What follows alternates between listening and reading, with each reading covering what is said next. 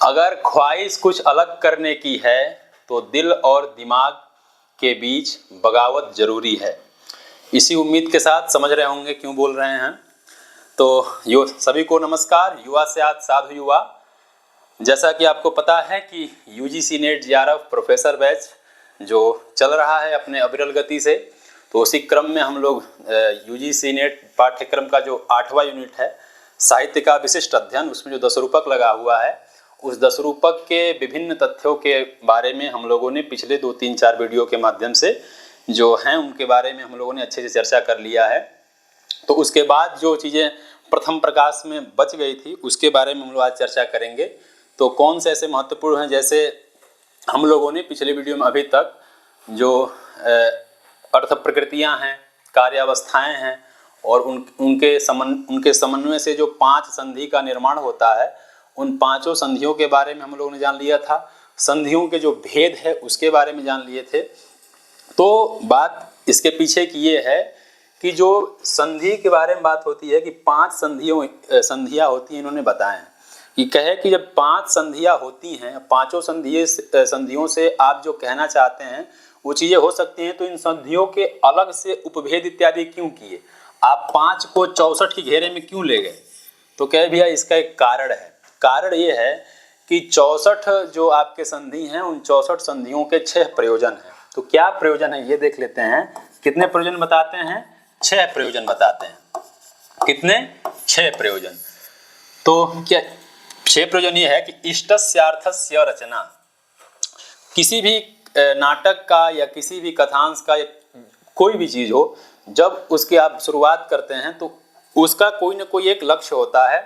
तो इष्ट अर्थ की हमेशा जो रचना है वो अपने अच्छे से अपने मार्ग में चले, तो इष्ट अर्थ की रचना के लिए। और गोप्य गुप्ति ही, जो कथा में नाटक में जो चीज गुप्त रूप में रखी जानी चाहिए वो गुप्त रूप में रखें, ठीक है। तो ये दूसरा है। और जिसको प्रकाशित करना चाहिए, जिसको सभी के सामने दिखाने चाहिए उनको दिखाए, और जिनको नहीं दिखाना चाहिए उनको नहीं दिखाए। तो ये चीजें कैसे पता चलती हैं?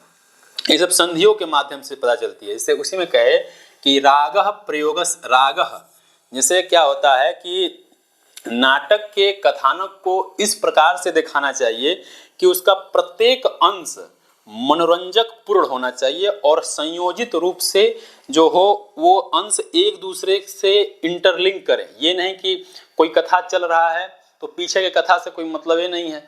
तो जैसे आप लोग देखे होंगे कि पिछले न्यूज को ही ले लीजिए, तो न्यूज पहले कुछ अलग आते थे। कोई अगर मतलब अच्छे वाले न्यूज हों वही सेम भाषा में, अगर कोई कुछ दुर्घटना इत्यादि हो गए हों तो वही सेम भाषा में। जैसे मान लीजिए पहले कहते थे कि गुजरात के अहमदाबाद में भारत और श्रीलंका के बीच खेले गए एक दिवसीय, मतलब ऐसे कुछ बोल देते थे। तो कोई मतलब नहीं कि। और इसी तरह कोई दुर्घटना कि भारत के मथुरा में हुए सड़क दुर्घटना में 4 लोगों की मौत, तो ऐसे नॉर्मल बोल के चले गए। तो किस मतलब उस खबर से जो आप संदेश देना चाहते हैं कि आप लोग मतलब जब भी गाड़ी चलाइए तो सचेत रहिए, तो उसका कोई फर्क ही नजर नहीं आता है। इसीलिए रागः प्रयोगस्य आश्चर्यम, राग होना चाहिए, मनोरंजक पूर्ण होना चाहिए, और ऐसे बिंदुओं को दिखाएं कि दिखाने के साथ साथ जो उसका उद्देश्य है वह उद्देश्य पूर्ण हो जाए, और वह जो सीन है उस सीन को देख करके लोग आश्चर्यचकित हो जाए।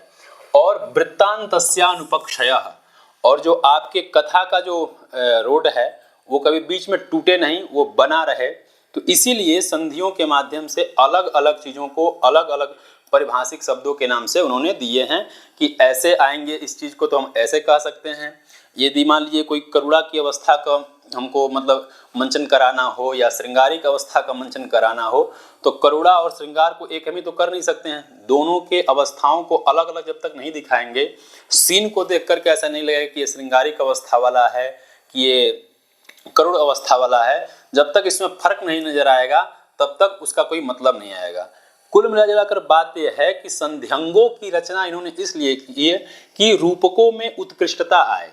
जो आप नाटक की रचना कर रहे हो, जो आप रूपक बना रहे हो, उसमें उत्कृष्टता नजर आए। ये नहीं कि केवल नॉर्मल बात कह दिए, तो नॉर्मल बातचीत तो व्यवहार में लोग कर ही लेते हैं, आप कुछ नया क्या करेंगे, कुछ नहीं। तो इसीलिए 5 संधियों के अलावा उसमें कुछ अलग विशेष जगह थे इसीलिए अलग से 5-6 सद्यंगियों के जो 5 संधि हैं उनके 64 सद्यंगियों के बारे में अच्छे से बताए हैं। ठीक है, तो इनके 6 प्रयोजन हुए। कौन कौन प्रयोजन है, इन श्लोक को आप लोग अच्छे से ध्यान रखेंगे। इष्टस्यार्थस्य रचना, गोप्य गुप्ति प्रकाशनम, रागः प्रयोगस्याश्चर्यम, वृत्तान्तस्य अनुपक्षयः। अगर देखेंगे यहाँ पे तो ऐसे होगा 1 2 3 4 5 6, कुल 6 प्रकार के ये आपके संध्यंगों के प्रयोजन हैं। ठीक है, इसके बाद जब एक कथावस्तु के अंदर की सारी चीजें, जब इतने घटनाक्रम को अच्छे से बता दिए, तो कहे कि जब कथावस्तु को इतने अच्छे से बता रहे हैं तो उस कथावस्तु को और अच्छे से जानने के लिए उसका और विभाग करिए। क्यों? क्योंकि जब और अच्छे से विभाग करेंगे तो उस चीज़ों को हम अच्छे से जान सकते हैं। जैसे उसी संदर्भ करें कि पुनर्वस्तु विभाग माह, कि उस इतिवृत्त को, उस कथावस्तु को 2 भागों में बांटते हैं। फिर से वो 2 भाग क्या हैं, करें द्वेधा विभाग कर्तव्य, 2 विभाग करने चाहिए। वे कौन है, सर्वस्यापि वस्तुना, सभी कथांशों का। कैसे कि सूच्यमेव भवेत् किंचित दृश्य श्राव्य मथापरम, कुछ चीजें होती हैं जो हम, जिसकी जानकारी हम सूचना के माध्यम से दे सकते हैं, तो केवल उसमें सूचना दे सकते हैं। और कुछ चीजें होती हैं जो सूचना के साथ साथ उसको दिखाना भी जरूरी होता है, तो इसमें समय भी बचता है और जो हमारा असल में जो उद्देश्य रहता है उसको हम कम समय में लोगों के सामने दिखा सकते हैं। मतलब चुंगलाई करने के लिए बहुत टाइम होता है, लेकिन अच्छे चीज़ों को देखने का टाइम नहीं रहता है। इसलिए इतना भेद भी किया गया कि लोगों की प्रवृत्ति उस समय हमारे जो आचार्य थे वो जान चुके थे, उस हिसाब से ये बता दिए। तो सूच्य और दृश्य श्राव्य, ये 2 भेद किए। तो अब आगे बताएंगे कि किसको हम सूच्य की कैटेगरी में रखेंगे, किसको हम दृश्य श्राव्य की कैटेगरी में रखेंगे, तो वो देख लेते हैं। तो किदृक् सूच्यम किदृक् दृश्य श्राव्यमाह, इसके लिए कह रहे हैं कि नीरसो अनुचितस्तत्र संसूच्यो वस्तु विस्तरः, कि जो कथा का भाग ऐसा कोई भाग हो जो बिल्कुल नीरस हो, मतलब उसको, मतलब कथा के मुख्य भाग से मतलब उसका जुड़ना जरूरी है, लेकिन आप उसको मंच पे दिखा नहीं सकते हैं, लेकिन उसके बारे में बताना जरूरी है। तो ऐसा तो है नहीं कि उसका मंचन कराएंगे आप, तो ऐसे नीरस चीज़ों को आप पीछे से किसी के माध्यम से बुलवा सकते हैं कि हाँ, कि इसके पीछे की कहानी ये है, अब यहाँ से ये चीज़ शुरू हो रहा है। जैसे मान लीजिए कोई अगर किसी कहानी में या नाटक में कोई कहीं जा रहा है, तब जाने के लिए थोड़ी ना है कि जब तक अगर 500 किलोमीटर की यात्रा है तो जब तक 500 किलोमीटर की यात्रा पूर्ण नहीं होगी तब तक आप चलाते रहेंगे, नहीं, आप एक बार चलाएंगे, दूसरे दिशा में कहेंगे हाँ पहुंच गए हैं, वहां से आप दिशा दिखाएंगे। तो ऐसे जो नीरस जगह हों, जो दर्शकों को मतलब जमहाई टाइप का दिलवाए, उसको हटा करके और जो वस्तु का विस्तार करे बेमतलब का, ऐसे को हम सूचना के माध्यम से बता सकते हैं। और जो दृश्य होते हैं, जो मधुर होते हैं, उदात्तपूर्ण होते हैं, उसमें पूरा रस भाव पूर्ण स्थिति रहती है, ऐसे चीज़ों को हम दिखाएं और उसको सूचित करें। ठीक है, तो ये आपका संसूच्य और दृश्य में भेद है। उसके बाद आगे कह रहे हैं कि ठीक है, सूचना तो आप दिलवा देंगे, तो सूचना देने के लिए कई तरह के सूचना होते हैं। सभी सूचना को आप एक ही लोग से नहीं दिलवा सकते हैं, सबकी अलग अलग पद्धति होती है। तो सूचना दिलाने के लिए वो कहते हैं कि सूच्यस्य प्रतिपादन प्रकार माह, जो सूचना देते हैं उनके कुछ प्रकार हैं, वो कौन हैं तो देख लीजिए। उनको कहते हैं अर्थोपक्षेपक। कहते हैं अर्थोपक्षेपकैः सूच्यम पंचभिः प्रतिपादयेत्। जो सूच्य होता है उस सूचना को 5 अर्थोपक्षेपकों के द्वारा उनका प्रतिपादन किया जाता है। वो 5 अर्थोपक्षेपक कौन है तो वो देख लीजिए। 5 अर्थोपक्षेपक हैं आपके। एक हैं विस्कंभक, एक कौन है सर, एक है आपका विस्कंभक, चूलिका, अंकास्य, अंकावतार और प्रवेशक। ये 5 होते हैं अर्थोपक्षेपक, जिसके माध्यम से हम नीरस वस्तुओं का सूचना दे करके और कथा के वस्तु के विस्तार भाग को हम बचाते हैं और जो जरूरी रहता है उसी को दिखाते हैं। ठीक है, तो आइए देखते हैं एक एक करके कि आगे कौन से हैं वो। तो आगे है आपका, पहला है, चलो भाई, हाँ आगे है पहला आपका विस्कंभक। विस्कंभक किसे कहते हैं तो कह रहा है कि वृत्तवर्तिष्यमाणानां कथांसानां निदर्शकः संक्षेपार्थस्तु विस्कंभो मध्य पात्र प्रयोजितः।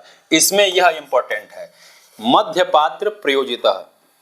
कथावस्तु को संक्षेप में करने के लिए किसी अतीत के घटना को या भावी आने वाले घटना को बताने के लिए जिस कथा के अंश के भाग को जो बताता है, जो अतीत से जुड़ा हो और भावी कथा के आने वाले भाग को मतलब बताए, ऐसे बात को जो बताता है उसको हम विस्कंभक के नाम से जानते हैं। ठीक है।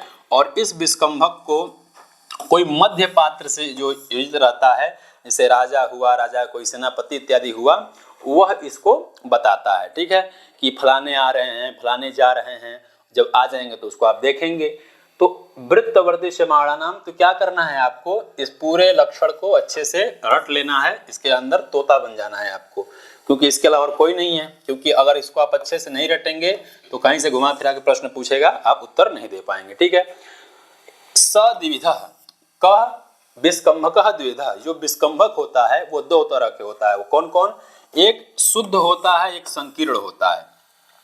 तो एकानेक कृतः शुद्धः, जिसमें जिसकी सूचना केवल एक कोई पात्र या एक से अधिक कुछ पात्र उसकी सूचना दें तो उनको हम शुद्ध विस्कंभक कहेंगे। ठीक है। और कुछ का मतलब ऐसे कुछ सूचना जिसको नीच पात्र इत्यादि दें उसको हम संकीर्ण विस्कंभक कहेंगे। मतलब जो विस्कंभक का कैटेगरी है, ऐसी सूचना कोई नीचे स्तर का जो अधम कोटि का जो पात्र दे तो उसको हम संकीर्ण विस्कंभक के नाम से जानते हैं।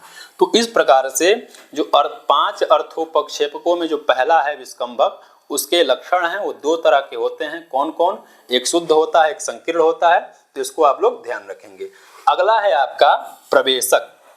प्रवेशक क्या होता है कि सामाजिक हृदय प्रवेशयति इति प्रवेशकः, सामाजिक के हृदय में अपने भावों को, अपने मंचन को जो अच्छे से बता दे। कई बार क्या होता है कि कई चीज़ों को पार्ट वाइज में दिखाते हैं, तो उसको कैसे बताते हैं कि तद्वदेवानुदातोक्त्या नीच पात्र प्रयोजितः। इसमें देखिए, इसमें कुछ जो लोग होते हैं संस्कृत बोलते हैं और कुछ जो नीचे के होते हैं कुछ प्राकृत इत्यादि बोलते हैं। लेकिन प्रवेशक में ये चीज़ है कि इसमें प्राकृत भाषा में ही यहाँ पे लोग बोला करते हैं। ठीक है। तो तद्वदेवानुदातोक्त्या मतलब विस्कंभक की तरह ही, लेकिन विस्कंभक से थोड़ा सा हट के, जब एक अंक की समाप्ति हो रही होती है और दूसरे अंक का शुरुआत हो रहा होता है, तो उसके बीच में जो कथा के अंश के भाग को जो बताता है उसे हम प्रवेशक के नाम से जानते हैं। क्यों? क्योंकि जो सामाजिक जिस मंचन को देख रहे हैं उस कथांश से उनका जो लिंक है, इंटरलिंक है, वो टूटे नहीं, इसलिए प्रवेशक इसके लिए काफी महत्वपूर्ण हो जाता है। ठीक है। तो इसका लक्षण है तद्वदेवानुदातोक्त्या नीच पात्र प्रयोजितः। नीच पात्र और मध्य पात्र, इन दोनों के अंतर को स्पष्ट रखिएगा, क्योंकि यही कंफ्यूजन पैदा हो जाया करता है। ठीक है।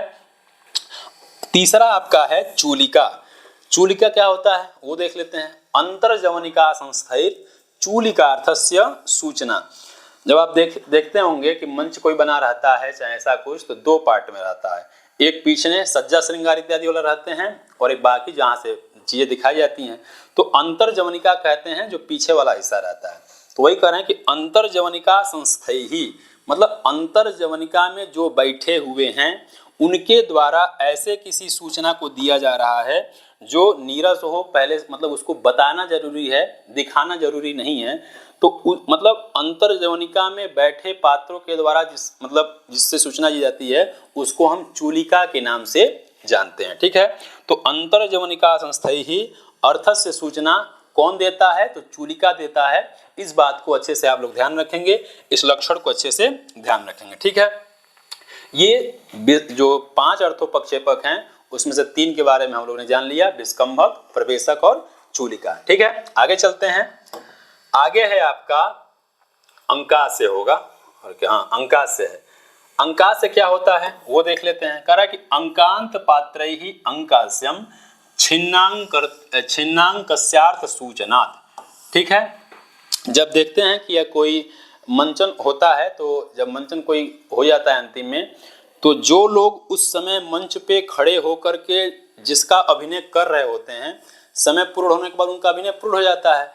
तो जो मंच पे जो पात्र खड़े हैं उन्हीं के द्वारा ऐसे सूचना दिए जाएं जो छिन्न अंक अर्थस्य सूचना, जो छूट गया हो जो कथा को तोड़ रहा हो, ऐसे बातों को उन्हीं पात्रों के द्वारा यदि उसकी सूचना दे दी जाए तो उसे हम क्या कहते हैं, अंकास नाम के अर्थोपक्षेपक के नाम से जानते हैं। ठीक है, तो इसका लक्षण क्या है, अंकांत पात्र ही, अंक के अंत में जो पात्र होते हैं उन्हीं के द्वारा छिन्नांकस्यार्थ सूचनात्, जो चीज छूट गया था उसका जो सूचना देते हैं उन्हीं को हम अंकास के नाम से जानते हैं। ठीक है, पांचवा है आपका अंकावतार।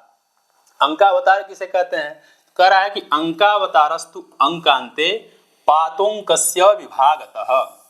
देखिए दो चीज होते हैं कि मान लीजिए आजकल वेब सीरीज बन रहे हैं, तो वेब सीरीज बने और एक कई पार्ट में बनते हैं, तो एक वेब सीरीज बना जहां खत्म हुआ और वही कथा दूसरे में शुरू नहीं हुआ तब तक वेब सीरीज समझ में नहीं आता है। तो देखिए पहले समझ लेते हैं क्या है कि अंकावतारस्तु अंकांते, अंक के अंत में अंकस्य अविभागतः, अंक को बिना तोड़े हुए।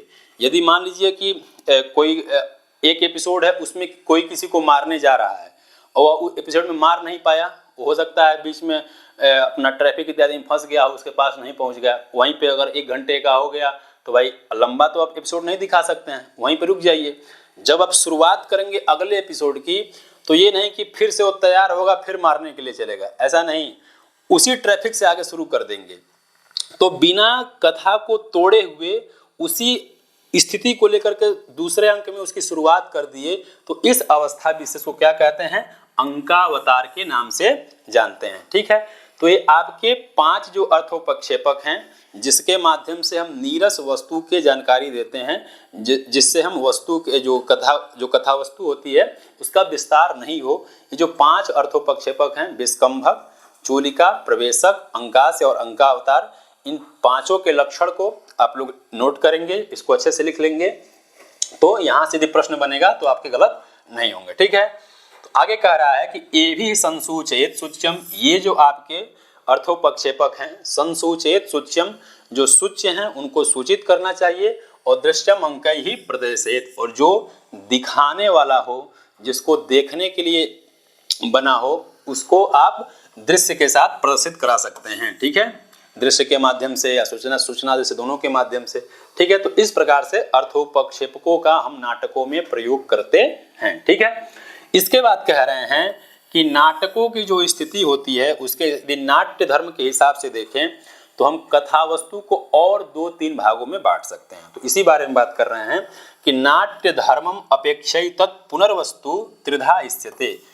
नाट्य धर्म की यदि बात करें तो उसके संदर्भ में हम नाट्य धर्म को या इतिवृत्त को 3 भागों में बांटते हैं। वो 3 भाग कौन है वो देख लेते हैं कि सर्वेषां नियतस्यैव श्राव्यम अश्राव्यमेव च।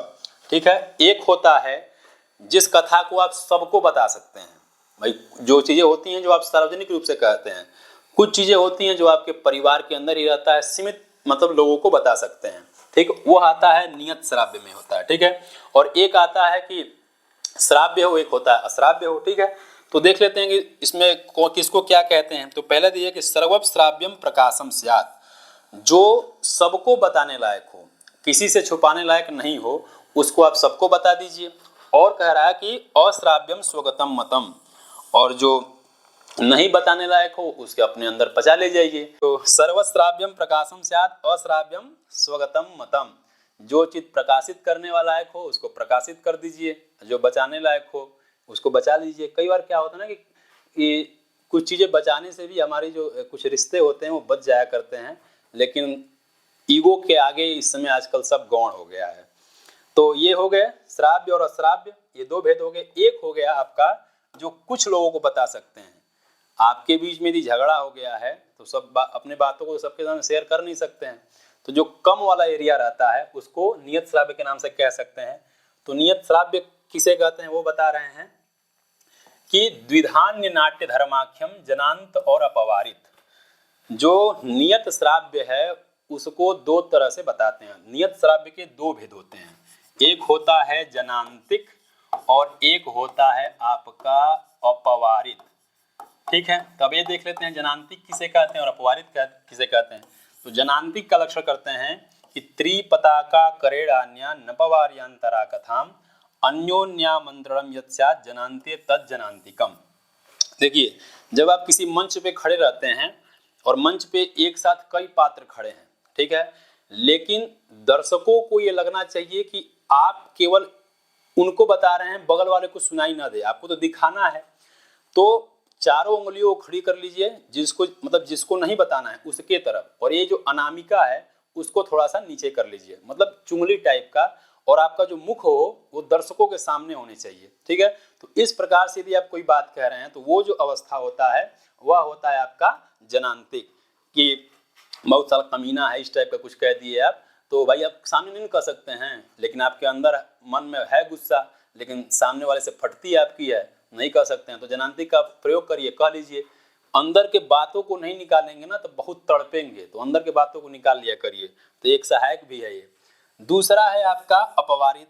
अपवारित किसे कहते हैं कि रहस्यम कथ्यतेन्यस्य परावृत्त्यापवारितम, ठीक है, कि जनांतिक और अपवारित में अंतर बस इतना है कि जनांतिक को आप दर्शकों के सामने होकर के कहते हैं, और अपवारित को कहते हैं जब आप दर्शकों के सामने खड़े तो दर्शक से विमुख हो जाइए, मतलब सीधे खड़े हैं इधर हो जाइए, और इधर होकर के कथ्यते अन्यस्य, रहस्य को आप अलग से कह रहे हैं, तो उसको क्या कहते हैं, अपवारित के नाम से हम जानते हैं, ठीक है। तो ये आपके नियत श्राव्य के और जो दो भेद हैं जनांतिक और अपवारित, वो दो भेद हुए, कौन, जनांतिक और अपवारित, दोनों के लक्षण ये हैं। आप लोग इसको अच्छे से लिख करके याद कर लेंगे, ठीक है।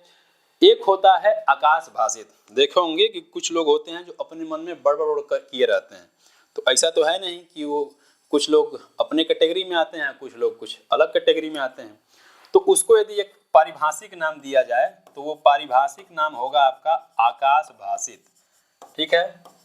आकाश भाषित क्या होता है कि किम ब्रवीसेवम इत्यादि बिना पात्रम ब्रवीत यत्, कोई पात्र मंच पे, मतलब मंच पे पात्र बहुत खड़े हों, लेकिन उस समय आपको ये दिखाना हो कि हम बात कर रहे हैं और हमको ऐसा एहसास हो रहा है कि मंच पे कोई पात्र खड़ा नहीं हो, तो जो नहीं कहता कि लग रहा है कि आज बारिश होगी, इस टाइप अपने में जो बात करते हैं आकाश की तरफ देख करके, तो ये जो आकाश में देख के जो बातें करते हैं उनको हम आकाश, और उनको ये ध्यान रहता है कि हमारी बात और कोई नहीं सुन रहा है, हम केवल अपने में मस्त हैं, तो उसको हम आकाश भाषित के नाम से जानते हैं, ठीक है। तो इस प्रकार से जो आपके दशरूपक के प्रथम प्रकाश में जितने भी महत्वपूर्ण तथ्य थे, जो परीक्षा की दृष्टि से और लगभग देखा जाए तो प्रथम प्रकाश के जितने भी तथ्य हैं सबके बारे में हम लोगों ने अच्छे प्रकार से चर्चा कर लिया है। जैसे मान लीजिए कि अर्थ प्रकृतियाँ हैं, कार्यावस्थाएं हैं, अर्थोपक्षेपक हैं, संधि हैं, संधि के अंग हैं, संधि के प्रयोजन हैं, और जो कथा वस्तु को बांटा है कि कौन श्राव्य है, कौन सूच्य है, और कौन अर्थोपक्षेपक के जो 5 भेद हैं कौन हैं। उसके बाद जो नृत्य होता है, दोनों में क्या अंतर होता है, एक ही शब्द के, एक ही चीज के लिए जो 3 शब्द प्रयोग किए जाते हैं, नाट्य, रूप और रूपक, इन तीनों में मूलभूत अंतर क्या होता है, इसके बारे में जानते हुए सबके अंतर को स्पष्ट कर लिए। जो 10 रूपक होते हैं वो 10 ही क्यों होते हैं, जब सब में अनुकरण ही होता है तो उसमें अभेद कहना चाहिए, लेकिन भेद कहते हैं। भेद क्यों कहते हैं, वस्तु नेता रसस्तेषां भेदकः, जो रूपकों के 3 भेदक तत्व होते हैं उसमें से वस्तु है, जो कथा वस्तु है, उससे जुड़े हुए जितने भी मुख्य भाग हैं उन सब के बारे में हम लोगों ने अच्छे से चर्चा कर लिया, ठीक है।